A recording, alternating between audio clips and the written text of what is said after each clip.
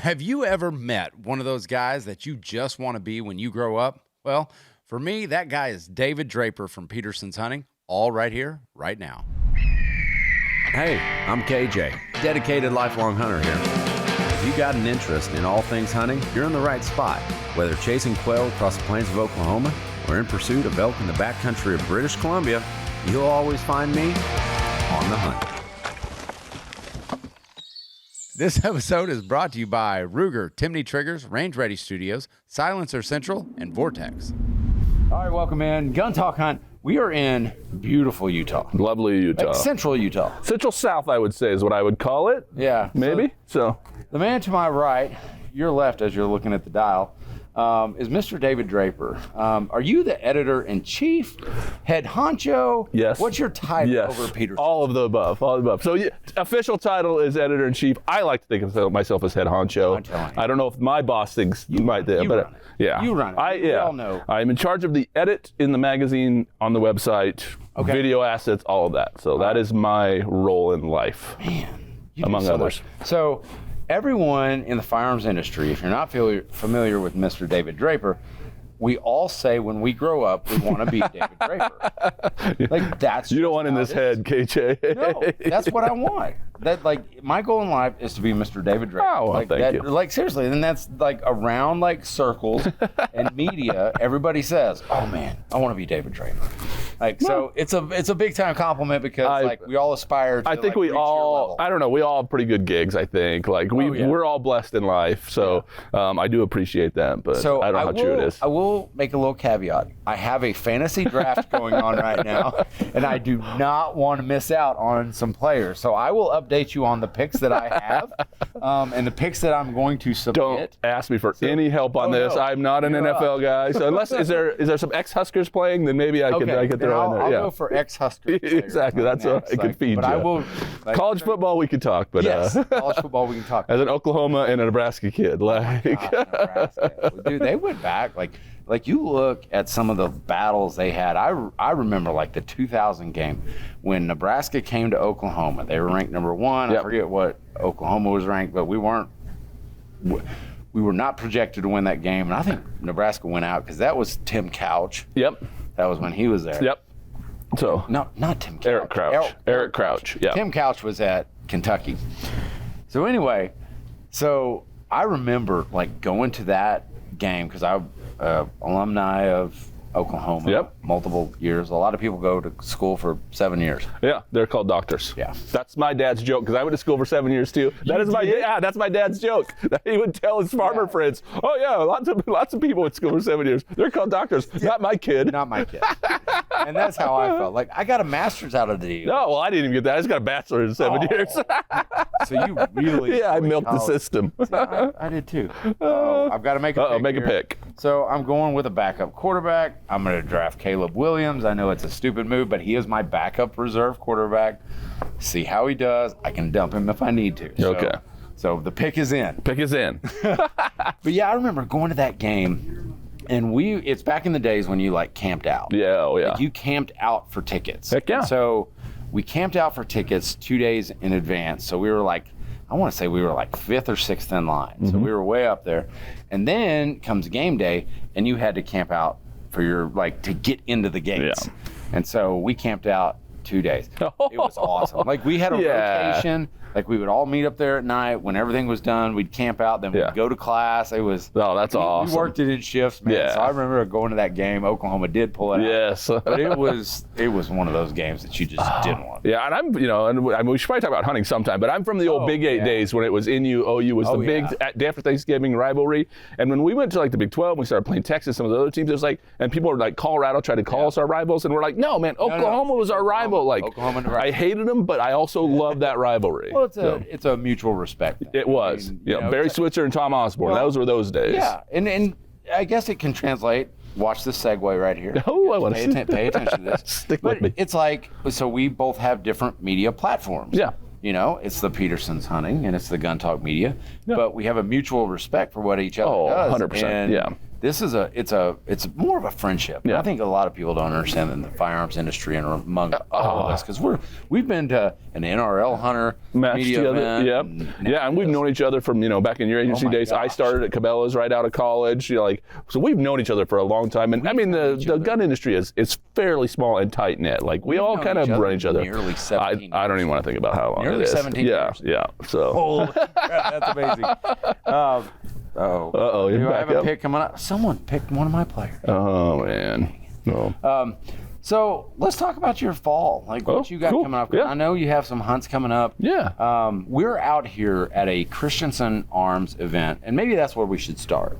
Because that translates into firearms and into guns and what we're using. And what we got going on this fall. Yeah.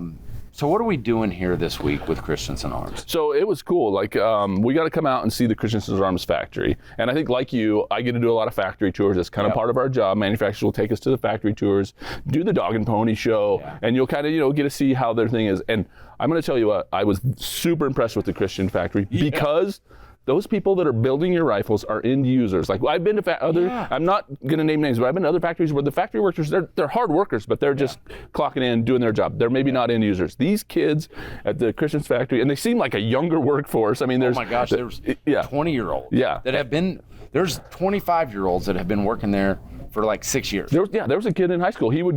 They said he would go in the mornings before school, work, and then go to school, and then come back after school and work to build rifles. That's what was, I mean, to me, that's when, if I'm going to get a firearm or anything, I want the DNA of that firearm to be that. The people that are building that, I want them to love it as much as we do. Yeah. So. And that's one of the big things to pay attention to is like who's building your rifle. And you really don't, a lot of people outside of our industry really don't have a feel for that because they don't get to meet the people directly behind. What they see is the keyboard warriors behind the comments.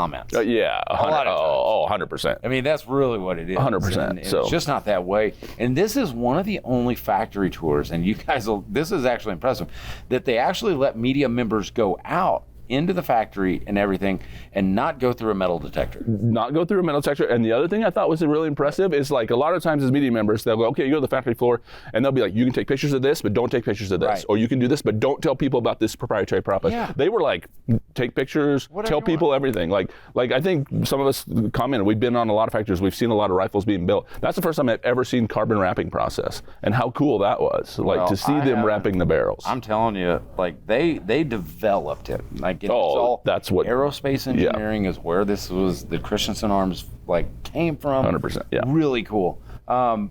But we also got to build rifles, which was cool. Yeah, and trusting me with power tools is a little scary. What did you build? I built a 7 PRC. I've been starting to fall in love with that cartridge. I really wanted to love the 6.8 Western. I shot a beautiful mule with the 6.8 Western when it first came out. I really loved the rifle that I was shooting at the time. But I don't know. I think the 7 PRC came along and just threw a trump card on top of the 6.8 Western. I really did. And I've used the 7 PRC a little bit in the past year and killed a few animals with it. And I've just been super impressed with everything about it. It's funny you say that because on my sheet I had originally marked 7 PRC. Mm-hmm. Like I was like, I really need a big caliber, like a 30 caliber type gun. I almost did 300 Win Mag. Well, I mean, you can't go with the 300 Win Mag. I have a few in the safe, and I don't have any 7 PRCs in the safe, so that's kind of why I went with it. Why you picked that. Yeah. So what did I end up going with? 6.5 Creedmoor. Oh, it's a 6.5 Creedmoor. This will be, and I'm not gonna lie, this is probably gonna be my 6th Creedmoor. You love it. You're a fanboy. I guess I'm a fanboy, but the reason so I have this whole story about why I built that gun because I have 6.5 Creedmoors. Yeah. My son does not. And so they let us laser engrave like names and stuff like that, or whatever we wanted on the barrel, the carbon fiber wrap barrel. And I ended up because I built the gun for my oldest son, and I put built for Jet Jarney. You did? So, yes. Oh, I didn't know that. This is going to be his. That's awesome. This is going to be his really. I mean, he has guns. Like he has some World War II guns that he has collected by himself, but this is going to be his first big game hunting rifle. That's awesome. So, and the 6.5, I mean, for 6.5 Creedmoor, as much as I like to give people a hard time, it is an incredibly great caliber. The cartridge, and for a lot of stuff that most people are doing, they're shooting whitetails or they're something like that. I think 6.5 Creedmoor is perfect. So, and for a younger shooter, it's just a great caliber. I mean, everybody likes to give it a hard time, but there's more. Yeah. And I understand that, and there's some. If you keep it within its parameters, it is a wonderful gun. It is. Don't overextend yourself. I'm guilty of that. I did that on a mule deer Really? once. I shot too far with a 6.5 Creedmoor on a mule deer, and it didn't go as planned. What is one thing, like you talk about that and the calibers that people select? What would be your don't get over your skis about X? Like when selecting a caliber for big game hunting, like the mule deer, like shooting a little bit too far. Yeah. What do people typically get over their skis? I think that's it. I think it's shooting too far with the caliber they've chosen and maybe not understanding the ballistics at distance. They think okay, this gun can shoot that far. A 6.5 Creedmoor can shoot super far, but what's that bullet going to happen when it starts losing velocity? And you have to think about bullet construction and what kind of bullet you're using. There's so much things to think about it. How many people really think about bullet construction? Nobody. I mean, we're geeks. We're gun geeks. We think about it. There's a lot of gun geeks out there that think about it. But I think most hunters just go out and buy a box off the shelf. Yeah. Price point or okay, this is good enough for me. I really believe that. So, I was guilty of that for years and years and years until I started really getting into it. I was never a longer range guy until we shot that NRL Hunter match earlier this. Oh my God. There's a segue, what we've done earlier this summer, and I still am very an advocate for keeping. I love to shoot long range, but keeping with game animals in range, and understanding knowing the limitations of you and your firearm and your bullet. That's the most important thing. Is the you. Is the you. Just because you have it doesn't mean you can do it. The rifles and the bullets will do a lot of things that I think not many people can do. Yeah. On a game animal, or should be doing on a game animal. Yeah. So I completely agree. Yeah. I mean, we should know our limitations, and I am as guilty of that as anyone. On limitations, we're going to talk with David Draper of Petersen's Hunting about limitations and how to test those on the backside of this break. Because I have to go get a beer. I just said one. Oh, I didn't say one. It's over there. Shoot, sorry. Precision at the press of a trigger. In the wild, precision is paramount. That's why hunters trust Timney triggers. Introducing the Elite Hunter trigger in a Remington 700 platform.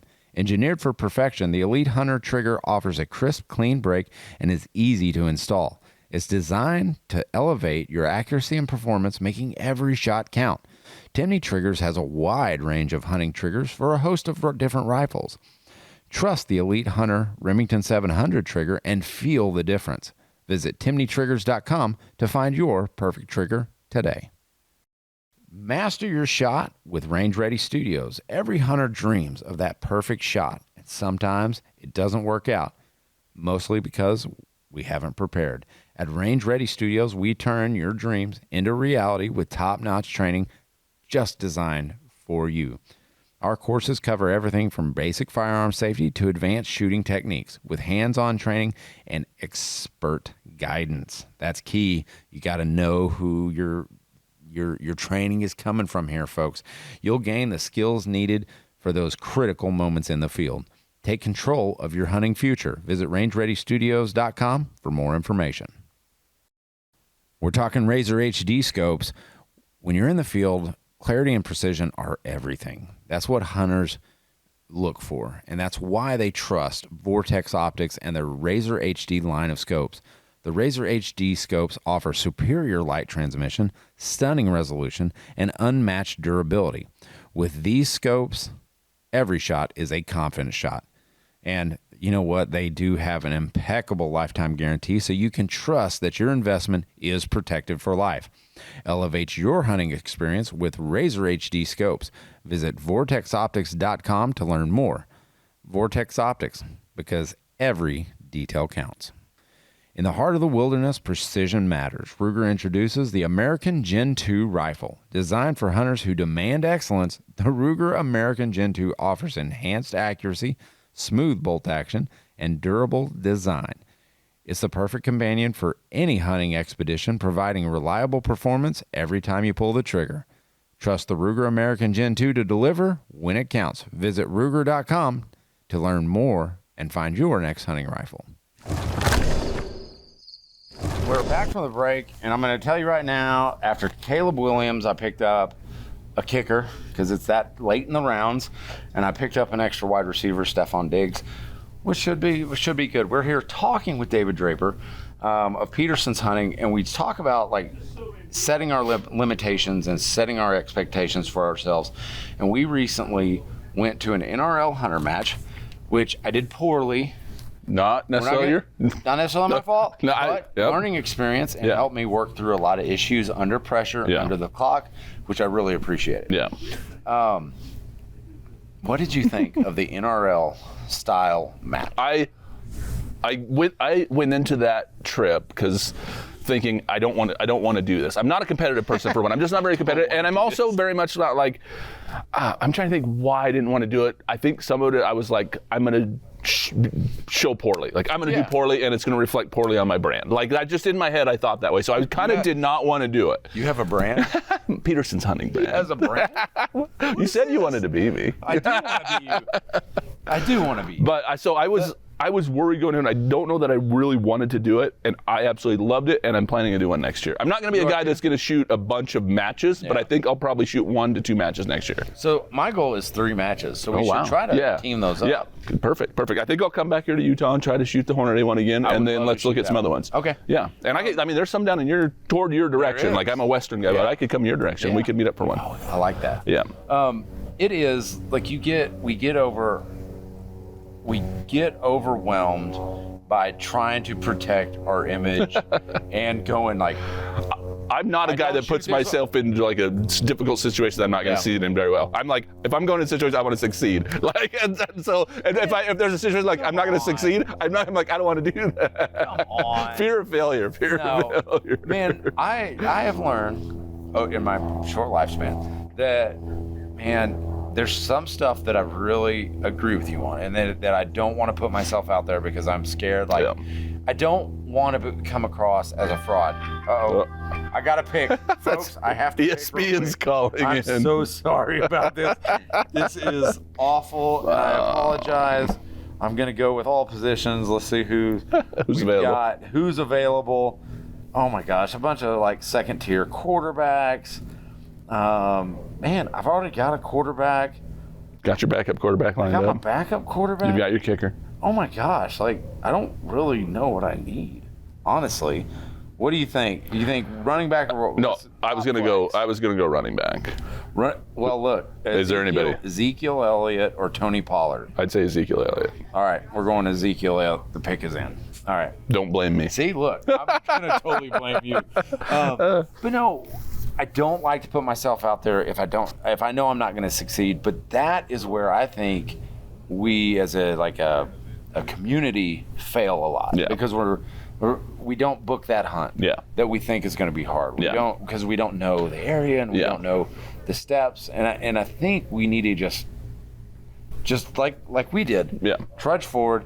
You know what? This is going to be uncomfortable, but how much did we learn? Oh, that's why I came away with going and wanted to do it again, because I was like, it made me a better shooter. Mm-hmm. It made me a better shooter under pressure, which when I get a big game animal in front of me, I'm so blessed. I've got to do so many good things. I've been able to do so many great things in my career.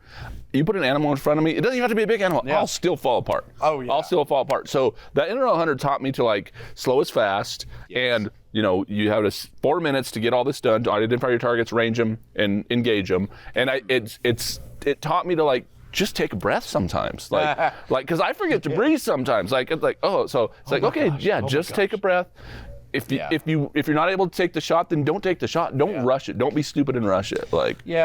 And I think that's something that I can be guilty of with game animals as well as targets. And I think it was I don't know if you were with us, but we were walking across the parking lot and there was a kid.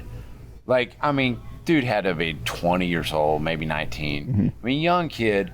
He was just there to shoot. Yeah. And he put himself out there, and he was. Is he the one that didn't have a rangefinder? He didn't have a. Yeah. He only had a rangefinder. Or is that what it was? Yeah. He only had a rangefinder, and we're talking about looking and glassing. How many? 4 targets. Yeah. That are at 800 yards. 200 to 800 yards. Yeah. And how many targets were there that you didn't find? A lot. A lot. So just imagine trying to do that. In the skills division. Yeah. Which you could request for help. And did you ever did you ever stop and think that, okay, what if I was shooting not skilled? Oh. And how worse I would have done? I tried to kind of, even though I shoot skills, I tried to test myself. I never previewed a stage like because you can preview a stage if you're a skills guy. So I'm like, I don't want to preview a stage. I'll go up blind. I did ask for help a few times, like identifying, like, okay, I can't find this target. Can you kind of tell me? Or what my miss was, because you're supposed to identify your miss and re-engage. So sometimes I'd be like, hey, was I right on that one? So I did ask some questions, but I tried to do it as natural to the situation as possible, just because I wanted it to challenge. And that's just it, because in the field and in hunting, like we have to do everything, and all hunters should like strive to do this, is to find, engage, and put down, kill as humanely as possible and as quick as possible. And I think being under the gun and under the pressure, like, man, I know they have a youth division, but how cool would it be if there was a youth only, like NRL style hunter, where it's not a 200 to 800, but maybe it's a 100 yards to 500. Yeah. Like 100%. That would be really cool. I would. Because I would love to see my boys under pressure. Like, hey, you got to find them. You got to go. Yeah. You got to go. You got to go. I think it would. I mean, I think it taught me so much, and I've been hunting for. I don't want to tell anybody I've been hunting, but I've been hunting for a long time, and I learned so much in that weekend. Like I can identify targets better. I know I'm shooting better now that after that, and just the practice before it, because we practiced before it, and the practice since then after I've been more diligent about that, it made me a better hunter. It made me a better shooter. Yeah. And that was one match. Like, that's one match. Yeah. Imagine how good. But we had a guy in our group. Yeah. He won it. Yeah. He won the whole of it, whole kit and caboodle. Yeah. He won it. It's impressive to watch him work. Yeah. Like, I will say that, because all his movements were very efficient. Now, what I would love to see is, how does he in a hunt when it's not steel and it's a moving target? Like, I will tell you this much. Like, on a on a target, like an animal. Yeah. Like, if that animal's coming across, and I know, okay, that's my goal. Like, I will take extra time to set up. Yeah. I'm not under the gun, but if that animal's moving, or if I'm moving, or there's outside sources, like the wind's blowing this way and he's cutting this way. Yeah. Pick to happen, but I'm going to get to that here in a second. But I will do everything I can to solidify the position, and I saw him doing that in the NRL match where I would fall short. Yeah. It was what was impressive with watching him and the other kid that was competing with him was just like, so the slowest fast thing. Like, they weren't rushed. Like, we all had the same amount of time. We all had 4 minutes to do this, and I would get up there and just fumble around and freak out, and I couldn't find and like, they were just methodical. Like, they were methodical. Like, okay, sit this down, do the thing. I never saw those guys that were competing at the top level ever rush, and they had the same amount of time as we did. You know what he was shooting? Not the 6.5 Creedmoor. Yeah. Was he really? He shot a 6.5 Creedmoor. Yeah. Now he was shooting the heavy division because he wanted to win like an award for the end of the year where he won in every division. Yeah, that's right, in every category. Yeah. Every category. So he was shooting like a 16-pound like Creedmoor. Yeah. And it's like, but he still had to wield that thing around to different shooting positions. Exactly. Like some of those stages where you had 4 targets, you had to move, or 4 stations, 1 target, 4 stations, where you had to shoot, move, shoot, move, shoot, move. Man, that was tough. Yeah. That's hard to do. But I mean, there were success. I mean, there were some times when I either couldn't target or I missed easy targets because I put myself under pressure. But there were hits that I made that I was just like, I can't believe I made that. Like, I would. That's like, it gave me so much confidence as a shooter. It really raised my confidence level.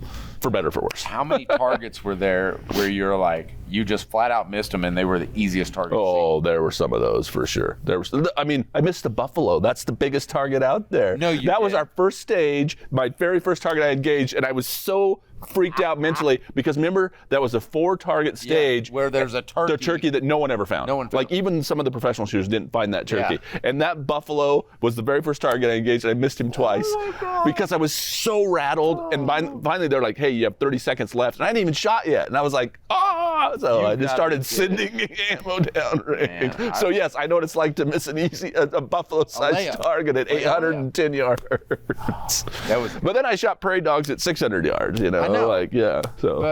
So moving into this fall, and as much shooting as you've done like this season, the NRL Hunter out here with Christensen Arms, hey, what are you looking forward to the most when you're in the field? you know, and everyone has their reasons for hunting. You know, some guys are looking for the biggest animal. I've never been a real trophy hunter. Some guys are looking for a certain species. I'm not a list collector. I love the experience. I love the camaraderie. Yeah. I mean, for me, really, I'm a hunting camp guy as much as I am a hunter. Like, Yes. I love hunting camp. I love being with friends. And I mean, I get to go to places where I meet people brand new, and they're my friends by the time I leave camp, because it's the hunting community, obviously. And because they find out that they all want to be at the end. But that's really, for me, it's like, because I'm a storyteller at heart, I'm a writer at heart. Like, I want to go for the story. It doesn't have to be the biggest adventure. I was in Kentucky last week hunting squirrels for the squirrel opener in Kentucky. One of the most fun times I've had in a long time. Yeah, with Brantley, we had a grand time. Will Brantley was out there. Yeah, and like we'd take a boat. Yeah, exactly. We'd take a boat, go to a point, we'd get out, look for hickory trees. You'd hear a nut fall, then you'd sit down and just start scanning that tree. Here we go. And again, that is some precision shooting. Like, you think of shooting an elk at 500 yards or 600 yards or 300 yards is like precision. Yeah, you're shooting an elk target, but you're trying to hit him in the heart of the lungs, which is this. You're trying to shoot a squirrel in the eye, because here's the deal. If you shoot a squirrel in the guts in Brantley's house, he'll be very angry. He wants you head shooting those.